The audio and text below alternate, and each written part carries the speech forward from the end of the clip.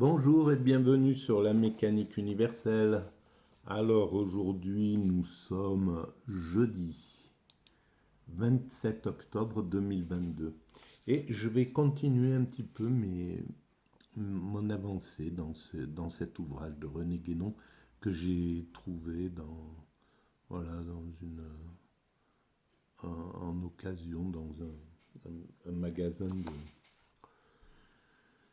de recyclage. Et donc, René Guénon, La crise du monde moderne. Alors, c'est en lien avec le site mécaniqueuniverselle.net dans lequel j'essaie de démontrer que l'humanité est destinée à atteindre son ultime perfection. Dans quelques siècles encore d'évolution, mais nous allons vers ce point de perfection. Et on commence à pouvoir imaginer en fait de façon beaucoup plus lucide, beaucoup plus pragmatique, on va dire, cette finalité, puisque alors si on considère qu'on décline des primates naturels, alors nous étions des primates naturels, on s'est mis debout, on a quitté, on s'est distingué des autres primates. Et puis à partir de là, on s'est répandu sur la planète, on a commencé à développer le langage, etc. Puis on a découvert l'écriture, tout un tas de choses comme ça, qui ont fait qu'on a pu accumuler des connaissances, etc. Et on arrive, au XXe siècle avec la création des structures pour fonctionner universellement. Alors rien que ça peut, voilà, l'ONU, l'OMS, Organisation mondiale de la santé, Organisation mondiale du commerce, Organisation mondiale, etc., etc. Il y en a tout un tas. Donc on a construit les structures déjà. Ça veut dire que on anticipe intuitivement qu'on doit fonctionner universellement. Et pourquoi fonctionner universellement si ce n'est pas pour faire la paix, pour être en paix, pour que l'humanité soit enfin en paix? Parce que là, voilà, on est dans une période de guerre qui est revenue sur le continent européen, en somme. Des guerres, l'Occident en a engendré un sacré paquet autour du monde, et puis pas que l'Occident, l'Orient également. Euh, mais donc, on se retrouve avec une guerre, et c'est vraiment des problèmes de compétition intercommunautaire, interétatique. Voilà, c'est des intercivilisationnels, c'est des civilisations qui, parce qu'elles ne sont pas unifiées, cherchent chacune à avoir le pouvoir sur l'autre. Voilà. Et donc, au lieu de partager ce pouvoir et de décider, bon, voilà, maintenant, puisqu'on a construit toutes les structures pour fonctionner universellement, allons-y, allons vers ce fonctionnement universel, puisqu'on a déjà toutes ces bases. Voilà, mais ça viendra plus tard. Pour l'instant, on est voilà, on doit passer par cette période de chaos, de guerre, de risque, de danger, de sentiment de danger, etc. Aller flirter avec le pire, quoi. Pourquoi? C'est comme ça. L'humain, pour l'instant, est encore dans cet état d'esprit. Il l'a été en 39-45, voilà, et on est parti vers une sorte de destruction possible totale, quoi. C'était quasiment une possibilité, c'est dingue. Et, et puis on en est sorti, comme on sortira de cette période actuelle. Voilà.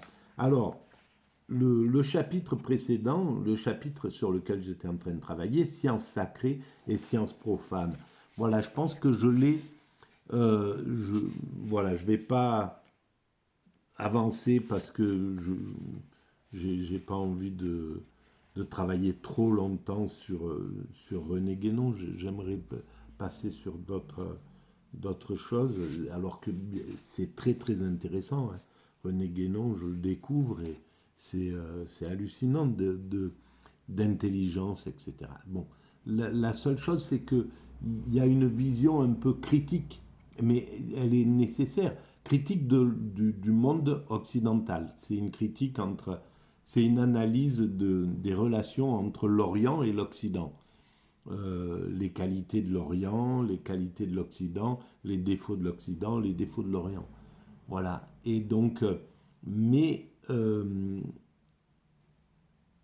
il me semble qu'il manque un petit peu on pourrait dire pas de bienveillance, mais de compréhension. Voilà, de compréhension de la fatalité que les choses se déroulent telles qu'elles se déroulent. C'est-à-dire que l'Occident a dû se déconnecter du spirituel pendant quelques siècles, mais c'est pour l'humanité. En fait, voilà, on est passé par cette période, et si on est encore dans cette période-là, c'est pas pour rien, il y a du sens derrière. Alors, on peut critiquer pour faire évoluer les choses, mais il faut aussi mettre de l'amour derrière tout ça et dire, bon, ben voilà, même si l'Occident s'est mal comporté parce qu'il ne savait pas se comporter autrement, il n'avait pas le niveau de conscience capable de se comporter d'une autre manière avec l'Orient, mais il pouvait, voilà, c'était comme ça. On doit aussi avoir suffisamment d'amour pour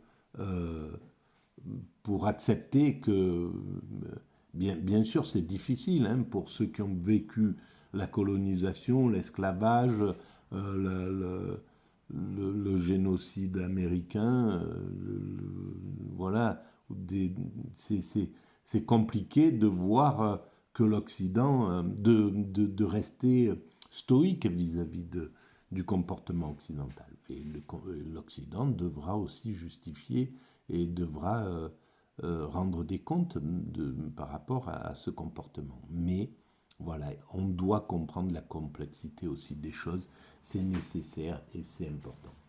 Voilà, alors je vais passer carrément après au chapitre 5, l'individualisme. Alors, donc je découvre en même temps que je lis, et voilà, si je trouve des choses à dire, je les dis en fonction de ça. Alors l'individualisme, ce que nous entendons par individualisme, c'est la négation de tout principe supérieur à l'individualité. Alors la négation de tout principe supérieur, c'est-à-dire la négation de l'idée du divin, qu'il y ait du divin, à l'individualité. Et par suite, la réduction de la civilisation dans tous les domaines aux seuls éléments purement humains. Voilà, c'est ce que l'Occident a pris comme voie depuis quelques siècles. Et c'était parce qu'il fallait travailler l'humain. Voilà. Par exemple, on va prendre Freud. La période de la psychologie, cette période du 19e siècle où la psychologie est née, est arrivée, etc. Et donc, on a dû sortir notre regard du divin, du ciel, pour venir le poser sur l'homme. Mais c'était pour essayer de comprendre l'homme. Et la psychologie, c'est un travail extraordinaire d'évolution, pour l'évolution de l'humanité. Et donc, effectivement, on a rapatrié le regard qu'on posait sur le divin vers l'humain, vers la psychologie de l'humain. Et la psychologie est à ses balbutiements, hein, on commence.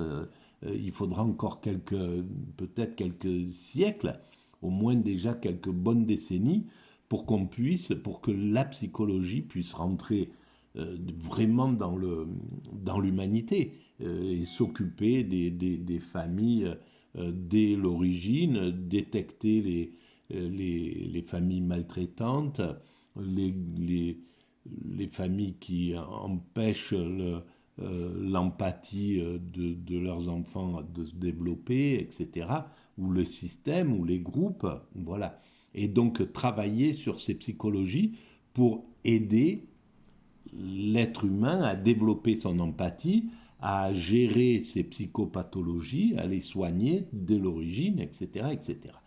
Donc voilà, peut-être que dans un siècle, toutes les classes de scolaires auront un psychologue formé, une psychologue formée à ce type de détection et aux soins des enfants dès l'origine. Voilà.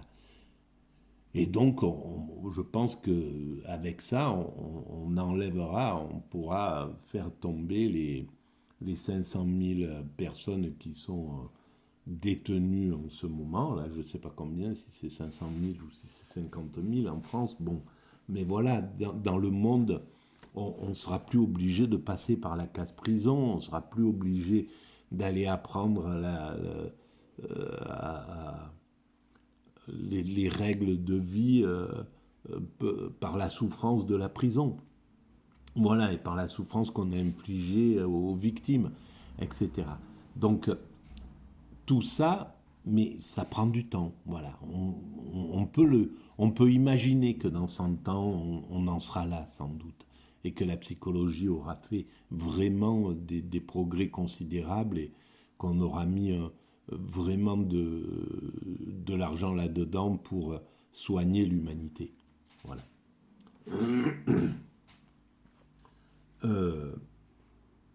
Donc, et par suite la réduction de la civilisation dans tous les domaines aux seuls éléments purement humains. C'est donc au fond la même chose que ce qui a été désigné à l'époque de la Renaissance sous le nom d'humanisme. Comme nous l'avons dit plus haut, et c'est aussi ce qui caractérise proprement ce que nous appelions tout à l'heure le point de vue profane. Voilà. Alors oui, il a tout à fait raison. Simplement, il faut comprendre pourquoi l'humanité occidentale a dû prendre ce chemin. Voilà. C'est la complexité des choses qu'on doit ramener dans notre analyse. Tout cela, en somme, n'est qu'une seule et même chose sous des désignations diverses. Et nous avons dit encore que cet esprit profane se confond avec l'esprit anti-traditionnel, en lequel se résument toutes les tendances spécifiquement modernes. Ce n'est pas sans doute que cet esprit soit entièrement nouveau. Il a eu déjà, à d'autres époques, des manifestations plus ou moins accentuées, mais toujours limitées et aberrantes, et qui ne s'étaient jamais entendues à tout l'ensemble d'une civilisation comme elles l'ont fait en Occident au cours de ces derniers siècles. Ce qui ne s'était jamais vu jusqu'ici, c'est une civilisation édifiée tout entière sur quelque chose de purement négatif, sur ce qu'on pourrait appeler une absence de principe. Alors, voilà, il faudra bien comprendre ce qu'il appelle les principes chez René Guénon. C'est là précisément ce qui donne au monde moderne son caractère anormal, ce qui en fait une sorte de monstruosité, explicable seulement si on le considère comme correspondant à la fin d'une période cyclique, suivant ce que nous avons expliqué tout d'abord. Alors, la période cyclique, c'est la vision qu'avait l'Orient du monde. Et donc, on serait dans la fin d'un cycle. Voilà, on passe par les périodes, l'âge d'acier, l'âge d'airain, l'âge de fer, etc. et l'âge d'or. Voilà, où l'humanité a atteint sa perfection, son état de perfection. Mais on retrouve ça exactement avec le judaïsme de l'autre côté. Il y a l'Orient, l'extrême-Orient, et dans le Proche-Orient, cette idée qui s'est diffusée au christianisme et à l'islam d'une vision linéaire, mais qui va vers un âge d'or, l'apocalypse, une prise de conscience, une compréhension totale du monde, etc. Et voilà. Donc, ce point de vue, il est dans toutes les civilisations traditionnelles, les civilisations qui sont encore en lien très fort avec leur spiritualité. Voilà. C'est donc bien l'individualisme tel que nous venons de le définir qui est la cause déterminante de la déchéance actuelle de l'Occident, par là même qu'il est en quelque sorte le moteur du développement exclusif des possibilités les plus inférieures de l'humanité. Oui, bien sûr, c'est l'Occident qui a pris en main le développement des possibilités inférieures, c'est-à-dire matérialistes, voilà, qui ne donnent pas d'explication à notre présence au monde. Pourquoi nous sommes là? Qu'est-ce que nous faisons? Quel est le sens de la vie humaine? Voilà,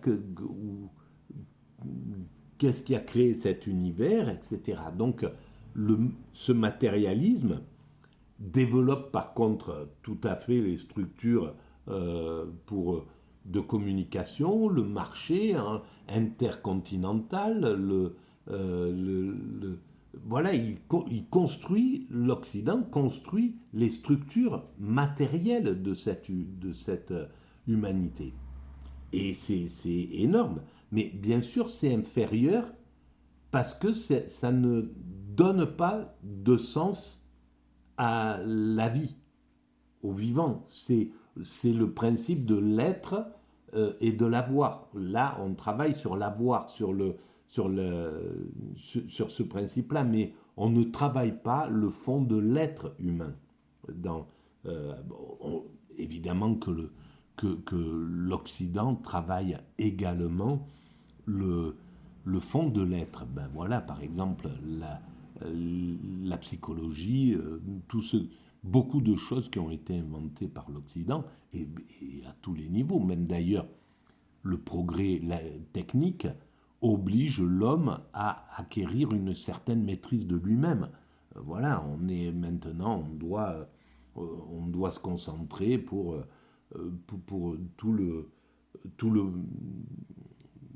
tout ce que le progrès social nous a amené. On est obligé, quand on sort de chez soi, de faire attention que le gaz soit bien fermé, que ci, que ça, etc.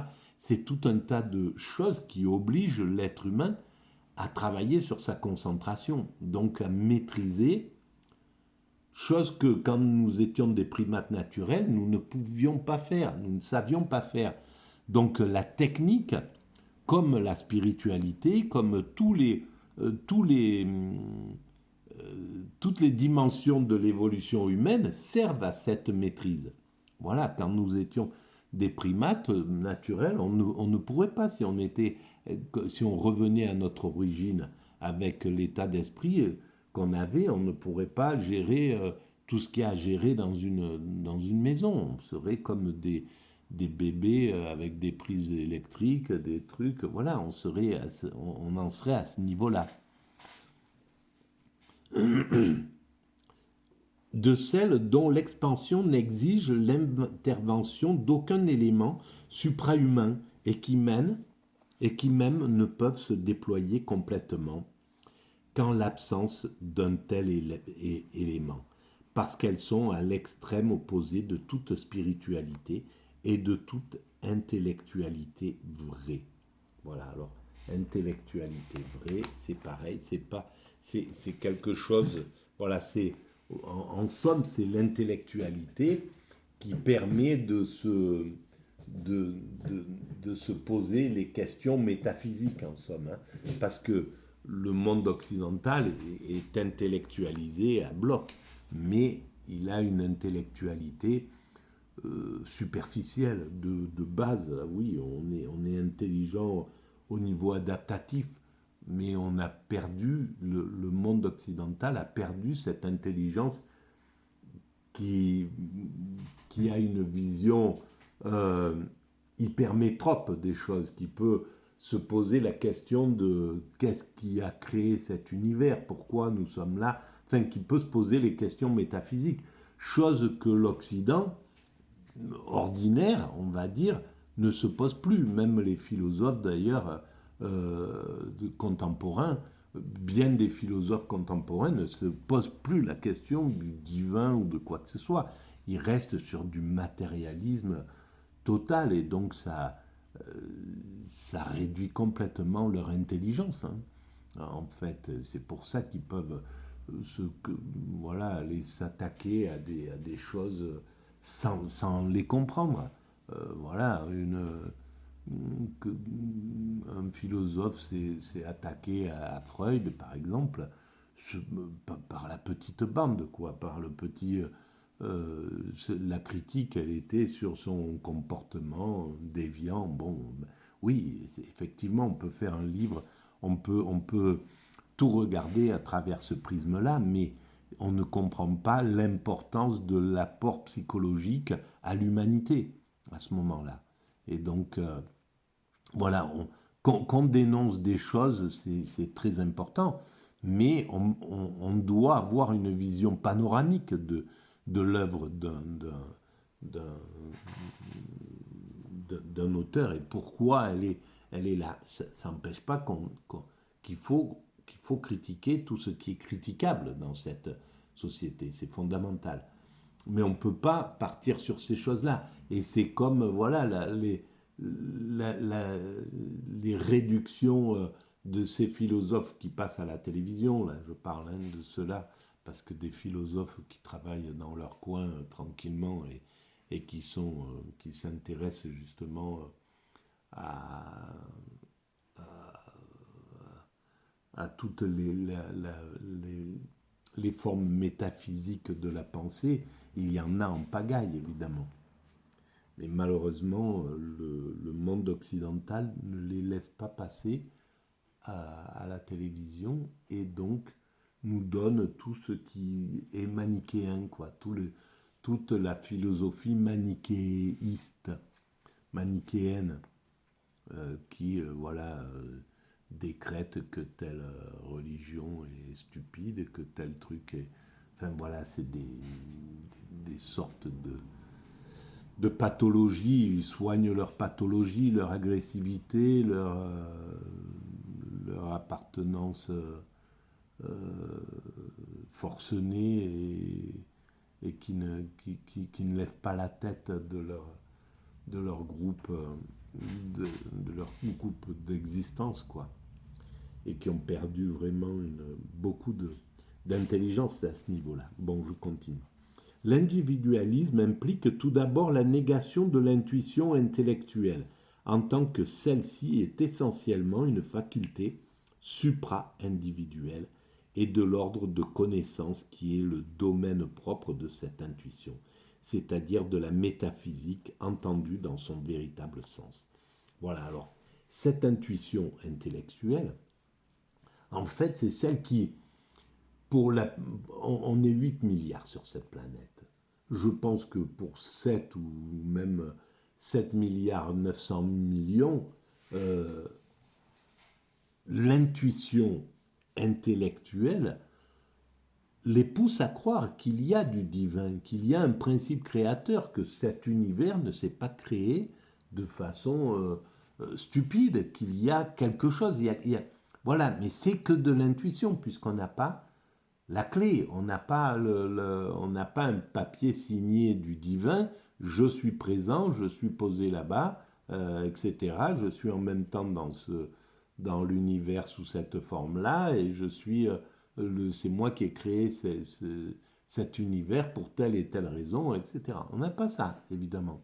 Donc, c'est de l'intuition qui nous permet d'imaginer qu'il y a du divin ou qu'il n'y en a pas. En réalité, c'est la même chose. Mais je pense que imaginer qu'il n'y a pas de divin, c'est d'ailleurs, il n'y a pas un vrai travail contre Dieu, contre l'idée de Dieu. Il n'y a pas un vrai travail philosophique qui, qui irait chercher, qui irait démontrer, voilà, l'univers ne peut pas avoir été créé par une puissance divine parce que il y a ça, ça, ça et ça, et une vraie réflexion là-dessus, parce elle est impossible en réalité. Donc, voilà. Bon. C'est pourquoi tout ce que les philosophes modernes désignent sous ce même nom de métaphysique, quand ils admettent quelque chose qu'ils appellent ainsi, n'a absolument rien de commun avec la métaphysique vraie. Ce ne sont que constructions rationnelles ou hypothèses imaginatives, donc conceptions toutes individuelles et dont la plus grande partie d'ailleurs se rapporte simplement au domaine physique, c'est-à-dire à la nature. Même s'il se rencontre là-dedans quelques questions qui pourraient être rattachées effectivement à l'ordre métaphysique, la façon dont elle est envisagée et traitée la réduit encore à n'être que de la pseudo-métaphysique et rend du reste impossible toute solution réelle et valable. Il semble même que, pour les philosophes, il s'agisse de poser des problèmes, fussent-ils artificiels et illusoires, bien plus que de les résoudre, ce qui est un des aspects du besoin désordonné de la recherche pour elle-même, c'est-à-dire de l'agitation la plus vaine dans l'ordre mental, aussi bien que dans l'ordre corporel. Alors voilà, ces philosophes, comme je ne sais pas s'il veut penser à, par exemple, euh, par exemple, Spinoza, qui axe sa réflexion, me semble-t-il, attention, c'est toujours très intuitif mes réflexions, donc je vous demande de vraiment après aller vous renseigner et préciser les choses avec les vrais universalistes, universitaires qui maîtrisent bien les sujets. Mais voilà, euh, je pense il mettait Dieu dans la nature. Mais Dieu est dans la nature, effectivement. Après, à mon sens, pour Spinoza, il y avait du divin au-delà de la nature. Il y avait du divin qui était non seulement dans la nature, mais aussi sous une autre forme. C'est impossible qu'il ait réduit le Dieu à juste la nature, donc ramener un monde au visible. C'est pas possible, il était trop spirituel pour ça, Spinoza. Donc, voilà, pour parler de Spinoza. Il s'agit aussi pour ces mêmes philosophes d'attacher leur nom à un système, c'est-à-dire à un ensemble de théories strictement bornées et délimitées, et qui soient, bien à eux, qui ne soient rien d'autre que leur œuvre propre, de là le désir d'être original à tout prix, même si la vérité doit être sacrifiée à cette originalité. Mais ça, tout ça, c'est normal, c'est légitime. Il n'y a pas de, c'est pas des, il n'y a pas à dégrader l'idée de ces philosophes à système, Hegel, etc. Ils ont leur rôle, ils ont leur importance majeure dans les choses. Et c'est pas pour être original, c'est parce que leur intuition ou leur esprit de contradiction, voilà, ils les opposent à une philosophie déjà établie et ils ont besoin de la démonter pour faire passer la leur. Mais on ne peut pas parler de, c'est pas l'égocentrisme qui parle, c'est l'intelligence dans la philosophie pour ces grands philosophes-là. Mieux vaut pour la renommée d'un philosophe inventer une erreur nouvelle que de redire une vérité qui a déjà été exprimée par d'autres. Voilà, je ne suis pas d'accord avec cette vision. René, cette forme de l'individualisme à laquelle on doit tant de systèmes contradictoires entre eux, quand ils ne le sont pas en eux-mêmes, se rencontre d'ailleurs tout aussi bien chez les savants et les artistes modernes.